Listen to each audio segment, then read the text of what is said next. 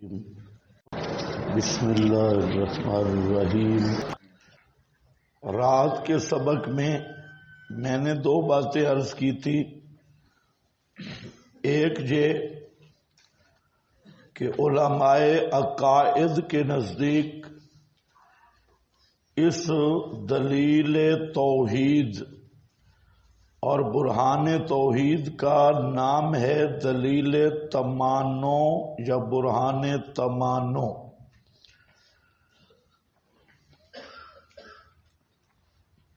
علامہ تفتزانی نے جو کہا کہ یہ ایک نائی اور خطابی دلیل ہے، علم مناظرہ کی روح سے قطعی دلیل نہیں، اور پھر انہوں نے اس پر اشکال کیا کہ زمین و آسمان کا فساد واقع ہوگا قیامت میں، تو اس لیے انہوں نے کہا کہ یہ دلیل ظنی ہے، قطعی نہیں۔ یہ علامہ تفتزانی کی زلت قلم ہے، یہ برہان قطعی ہے، ظنی نہیں۔ رات کے سبق میں نے اس کی آپ کے سامنے دو تقریریں کی، اور اب ایک تیسری تقریر سن لو۔ میں اس کا نام رکھ رہا ہوں برہان توافق۔ برہان تمانو نہیں بلکہ کیا، برہان توافق۔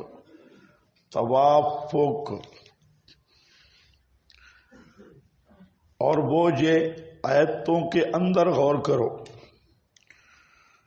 پہلے ایک تمہید سمجھو کہ یہ جو کائنات ہے، یہ پوری کائنات ایک مربوط نظام ہے، مربوط منظم نظام ہے۔ اور جیسے جسم واحد ہوتا ہے، جسم واحد کا نظام مربوط بھی ہے اور منظم بھی ہے، اور اسی طرح یہ ساری کائنات یہ کیا ہے، مربوط بھی ہے اور منظم بھی ہے۔ مثال کے طور پہ جو نظام علوی ہے، اوپر کا نظام، اس کا بھرپور ربط ہے نظام سفلی کے ساتھ۔ آسمان سے علو سے بارش برسے گی تو زمین آباد ہوگی، پھر جو زمین آسمان کا درمیان جو، اس جو کا ربط ہے دونوں علو کے ساتھ بھی اور سفلیات کے ساتھ بھی۔ ہوائیں چلیں گی تو بادل آئیں گے، بادل آئیں گے تو بارش برسے گی، بارش ہوائیں لیں گی کہاں سے، سمندروں سے، اور پھر سنبھالیں گی کہاں سے، جو میں، پھر سورج کی کرنیں پڑیں گی تو فصل پکیں گے، ہرے بھرے ہوں گے، پھر چاند کی روشنی پڑے گی تو پھلوں میں رس آئے گا اور چمک آئے گی۔ تو گویا یہ پوری کائنات جو ہے یہ جسم واحد کی طرح ہے، اور پورا نظام مربوط بھی ہے، منظم بھی ہے۔ اب اگر اس کائنات کا نظام میں دو ارادے شامل ہو جائیں، آسمان کا الہ اور ہو، زمین کا الہ اور، اسے کیا ضرورت ہے تمہیں پانی دینے کی؟ بے آسمان والوں کو تمہیں پانی دینے کی کیا ضرورت ہے؟ اور وہ تمہارا پانی روک دے تمہاری زمین آباد ہو جائے گی؟ اچھا، درمیان میں کوئی اور الہ ہو، وہ ہوا پہ قبضہ کر لے اور ہوا کو چلانا روک دے، تب بھی تمہارا کام گڑبڑ۔ تو مطلب یہ ہے، سمجھو کہ یہ دو لفظ سمجھ آ گئے، یہ آیت سمجھ آئے گی۔ مشرکین کو کہا جا رہا ہے کہ تم نے جو زمین میں کئی الہ بنا لیے ہیں من الارض، اگر آسمان و زمین میں ایک سے زائد ارادے کام کرتے تو یہ نظام تباہ برباد ہو جاتا، اور تباہ برباد ہو جانے کی وجہ میں بیان کر رہا ہوں، اس لیے کہ یہ کائنات منظم بھی ہے اور مربوط بھی ہے، اور یہ جسم واحد کی طرح ہے۔ آسمان، زمین، جو اور بارشیں، نباتات، زندگیاں، اور پھر سورج، چاند، ستارے، کہکشائیں، حتیٰ کہ پوری کائنات کا نظام ایک ترتیب سے چل رہا ہے اور پورا منظم اور مربوط چل رہا ہے۔ اگر اس میں دو ارادے شامل ہو جائیں تو یہ نظام فی الفور تباہ ہو جائے گا۔ یہ فی الفور کیا ہو جائے گا؟ تباہ، رابط ختم۔ ارادے جب دو تو مربوط کیسے رہے گا، منظم کیسے رہے گا؟ تو یہ دلیل کیا ہے؟ دلیل توافق۔ بات وہی ہے لیکن انداز بدل گئی ہے۔ وہ تمانو کہہ رہا تھا، ہم کیا کہہ رہے ہیں؟ توافق۔ توافق موافقت فی الخلق، موافقت فی النظام، موافقت فی الترتیب، موافقت فی النظم۔ اب یہ بات ذہن میں رکھ کے ذرا آیت کو دوبارہ دیکھو تو انشاءاللہ یہ تعبیر بالکل فٹ ہوگی تفتزانی سے بھی اور سب سے، کیونکہ مقصد جہاں پر کیا ثابت کرنا ہے؟ توحید فی الالوہیت۔ ام اتخذوا آلہۃ من الارض، کیا بنا لیا مشرکوں نے کئی الہ زمین سے؟ زمین والا لفظ ذہن میں رکھو۔ ہم ینشرون، یہ اسی زجر کے نیچے ہے کہ زمین سے جو انہوں نے الہ بنائے ہیں تو یہ جان ڈال سکتے ہیں، زندہ کر سکتے ہیں۔ لو تو ظاہر بات ہے جواب نفی میں ہے کہ یہ زندہ نہیں کر سکتے۔ یہ تو مکہ والے بھی مانتے تھے کہ یہ زندہ کرنے کا اختیار نہیں رکھتے۔ اگر بالفرض یہ ایسی طاقتیں رکھتے، لو کانا، اسی بات کو دہرایا جا رہا ہے، اگر بالفرض ان کو یہ ما فوق الاسباب تصرفات حاصل ہوتے زمین میں اور آسمان میں، یعنی زمین و آسمان میں ان کو ما فوق الاسباب تصرفات حاصل ہوتے تو لفسدتا، زمین آسمان کا نظام گڑبڑ ہو جاتا، اور گڑبڑ نہیں ہوئی تو معلوم ہوتا ہے کہ متصرف ایک ہے۔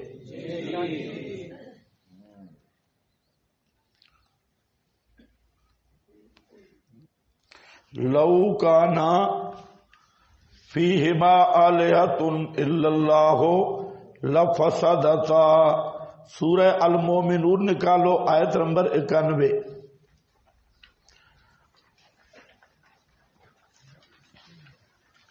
اور ساتھ نکال لو سورہ زخرف، آیت نمبر 84۔ دونوں آیتیں ذرا دیکھو، صفحہ 643، 643۔ مَتَّخَذَ مِن وَلَدٍ وَمَا كَانَ مَعَهُ مِنْ إِلَٰهٍ، نہیں بنایا اللہ نے کوئی نائب وما کان معہ من الہ، اور نہیں ہے اس کے ساتھ من الہ کوئی متصرف مختار.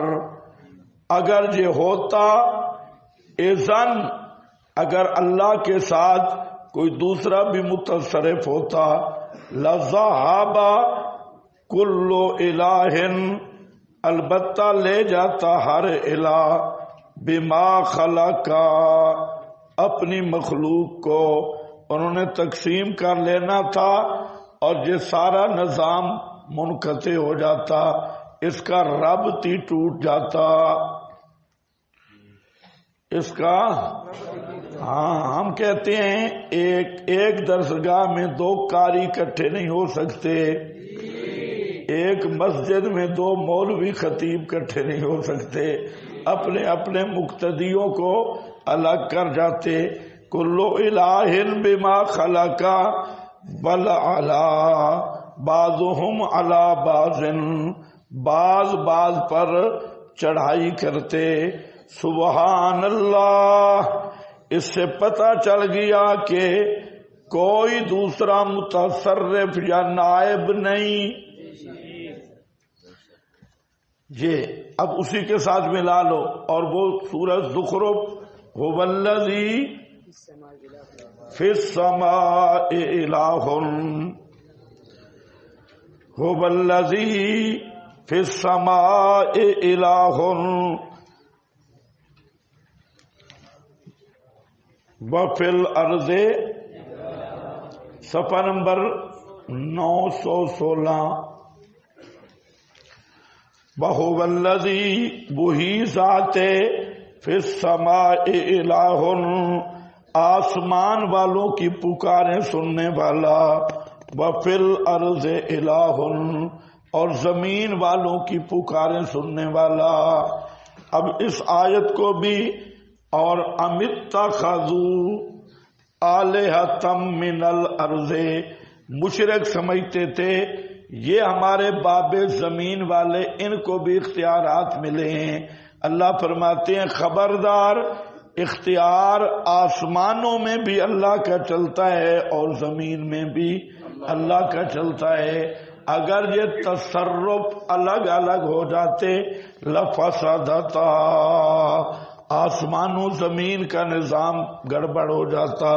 فسبحان اللہ رب العرش، پس ثابت ہوا اس تقریر سے کہ پاک ہے اللہ جو پروردگار ہے عرش کا، عما یصفون، کس سے پاک ہے؟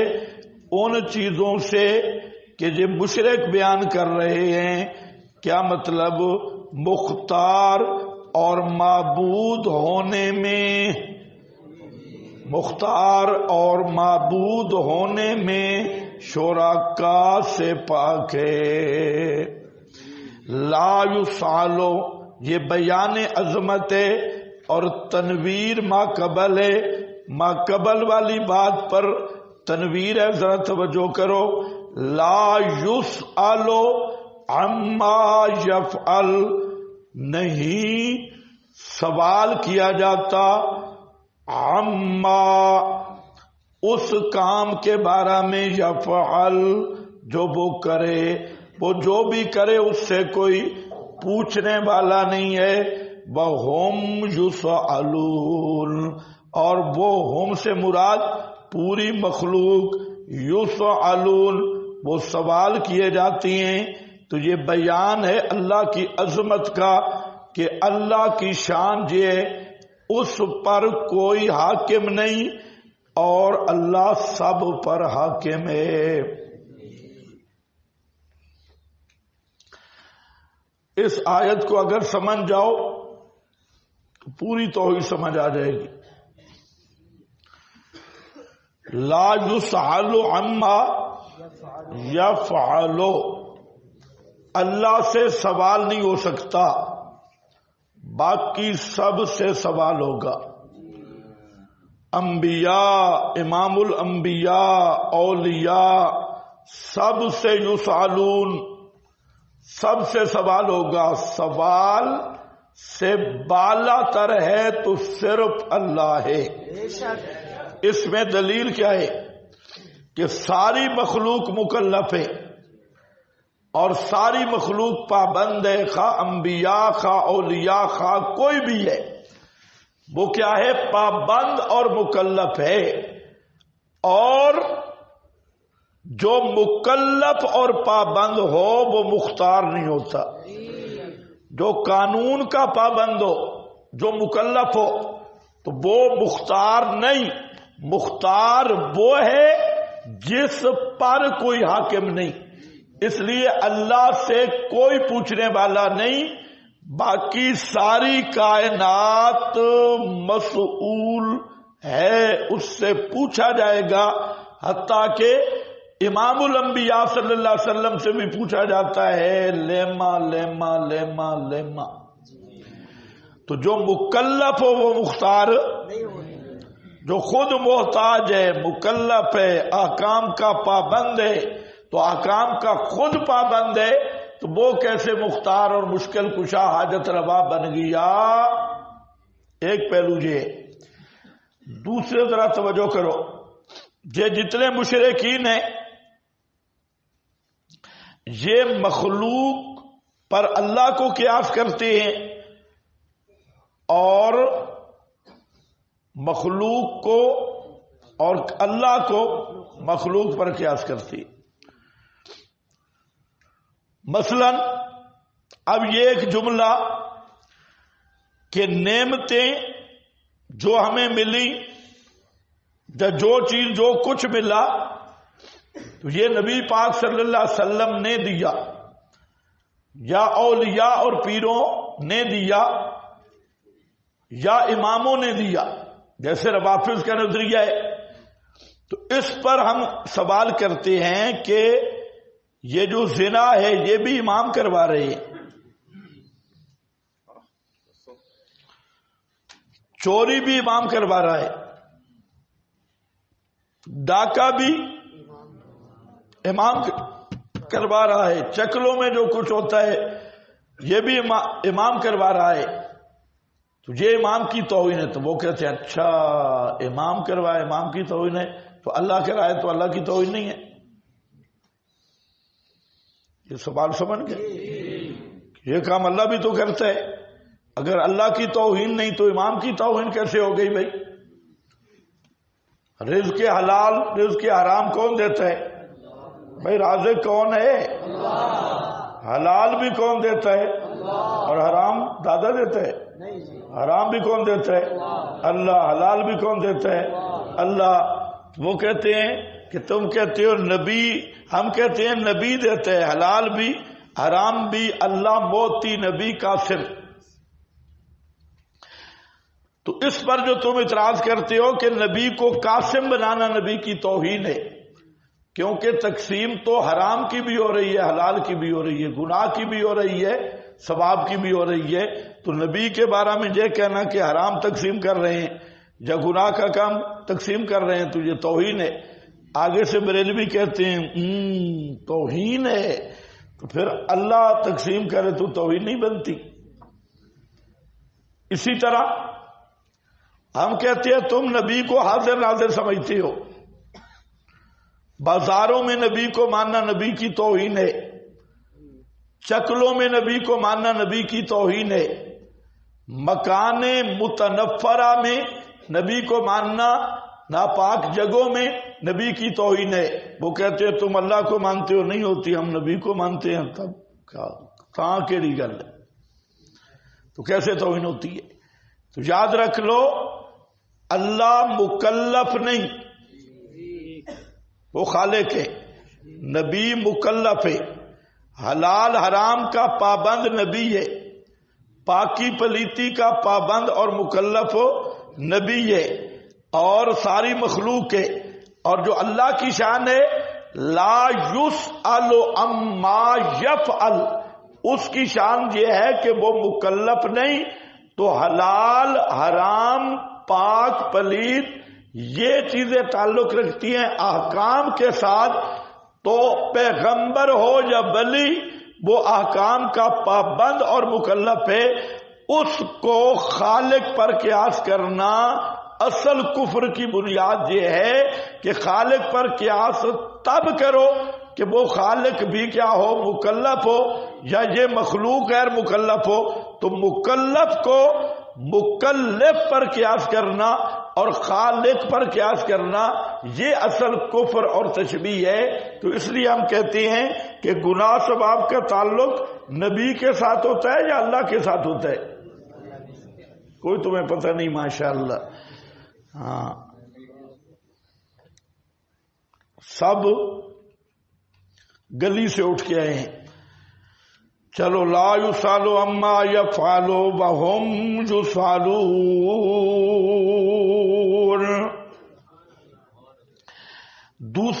تیسرا مسئلہ کہ لا یسالو اما یفعل، وہ آپ کے حاشیے پہ ہے۔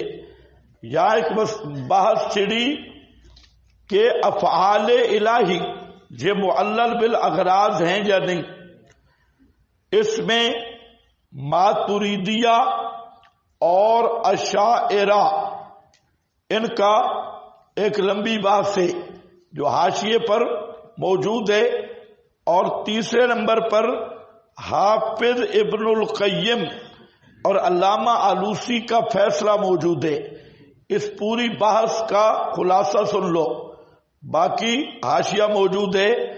خلاصہ یہ ہے کہ افعال باری تعالی یہ معلل بالاغراض، یعنی ان کی کوئی علت ہے یا نہیں۔ اس میں بہت لمبی بات ہوئی ماتریدی کی اور اشاعرہ کی، لیکن خلاصہ کیا ہے؟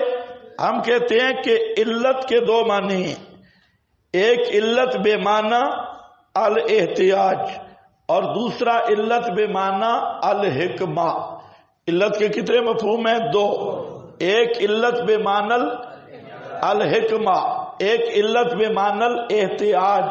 اگر علت سے مراد احتیاج ہے تو افعال باری غیر معلل بالاغراض ہیں، کوئی علت نہیں، اور اگر علت سے مراد حکمت ہے تو اللہ تعالیٰ کے سارے افعال معلل بالاغراض ہیں، کیونکہ سارے پر از حکمت ہیں۔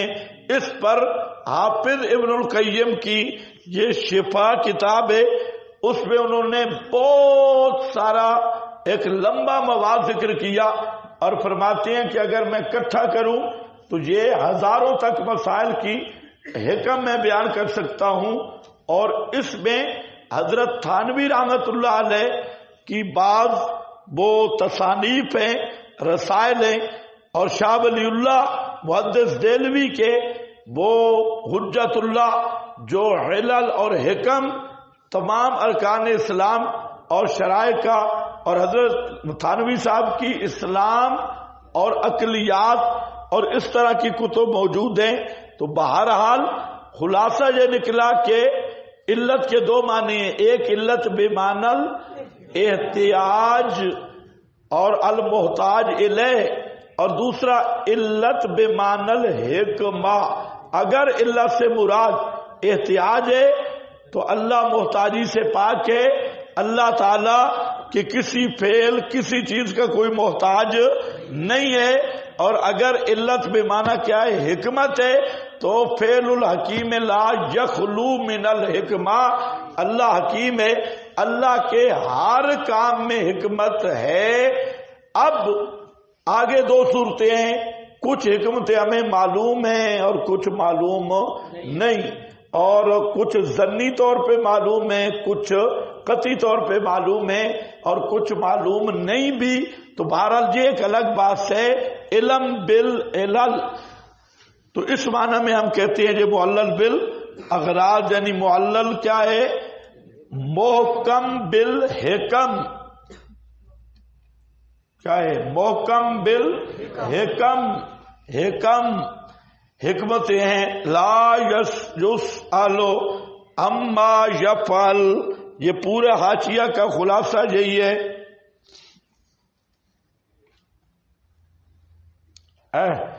والحق الذی لا یجوز غیرہ، یہ حافظ کہہ رہے ہیں کہ حق جس کے علاوہ کوئی نظریہ جائز نہیں، ہوبا انہ سبحانہ یفعل بمشیتہ و قدرتہ بارادتہ یفعل باسباب بحکم بغایات محمودۃ وقد اودع العالم من القوی والغرائز ما به کامل خلق والامر بہذا قول جمہور اہل الاسلام باکثر طوائف بہوا قول مل گیا نا روح المعانی. یہ فیصلہ کن عبارت ہے والحق. اس سے پہلے بحث آپ کو ملے گی ماتریدی کی اور اشاعرہ کی. تو یہ جو علماء حضرات ہیں اس کا مطالعہ فرما لیں. اگر پھر کوئی بات سمجھ نہ آئے تو پھر پوچھ لیں کہ یہ اہم عبارت ہے اور پورا علم الکلام کا ایک باب اور چیپٹر ہے، اور یہ مختصر سی عبارت میں حل ہوا ہے جو شرح مقاصد وغیرہ میں بھی الجھا ہوا ہے اور بھی کتب عقائد میں. یہ علامہ ابن قیم اور روح المعانی علامہ علوسی کا یہ متفق علیہ بیان ہے اور یہ بہت اچھا ہے. لا یسأل عما یفعل وهم یسألون.